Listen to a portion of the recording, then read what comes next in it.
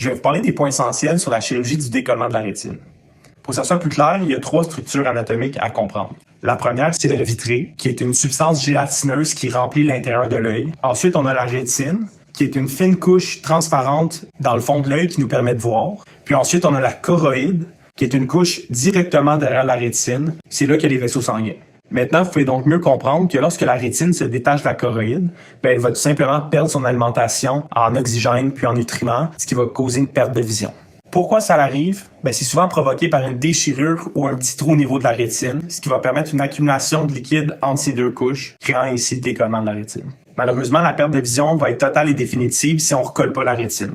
Qu'est-ce qu'il y en est des traitements? Vous avez 2 types de chirurgie. La première chirurgie, c'est l'encerclage scléral ou chirurgie de Buckle, qui consiste à placer une bande de silicone autour de l'œil pour exercer une pression externe et rapprocher la rétine de la choroïde. La bande va rester en place à vie, mais c'est pas visible ni inconfortable. Pour ce qui est de la déchirure, on va utiliser un laser ou de la cryothérapie, qui est un froid intense, afin de la souder pour éviter une autre accumulation de liquide sous la rétine.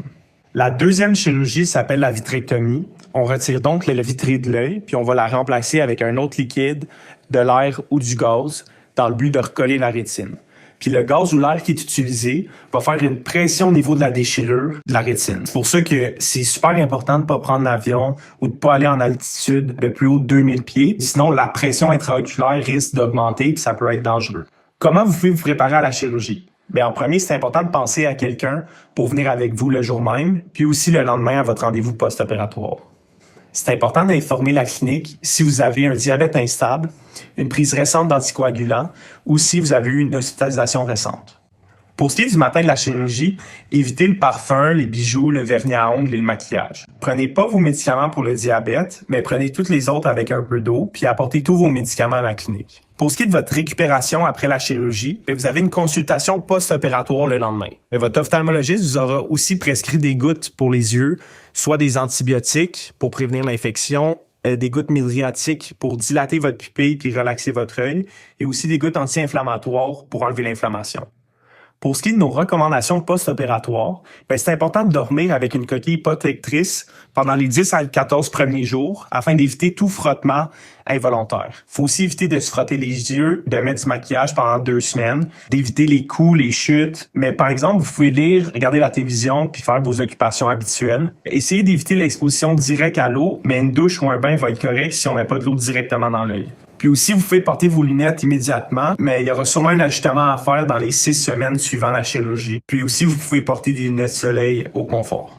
Pour ce qui est des douleurs post-opératoires, c'est normal d'avoir un inconfort. Ça se peut que vous ayez des maux de tête. Prenez des Tylenol au besoin ou tout médicament plus fort uniquement s'ils sont prescrits par votre médecin. C'est important de ne pas conduire de véhicule automobile pendant 2 semaines après la chirurgie. Puis il y aura un retour au travail dans les 4 à 6 semaines selon votre récupération. Puis il n'y a pas de sport ni d'effort physique pendant un minimum de 2 mois. Quand est-ce que vous devez consulter à l'urgence? Appelez immédiatement votre ophtalmologiste si vous avez une baisse soudaine et importante de la vision, une douleur oculaire intense non soulagée par les analgésiques, une rougeur excessive ou un écoulement anormal au niveau de l'œil opéré, ou une perte de champ visuel nouvelle ou des flashs lumineux persistants. Bonne opération!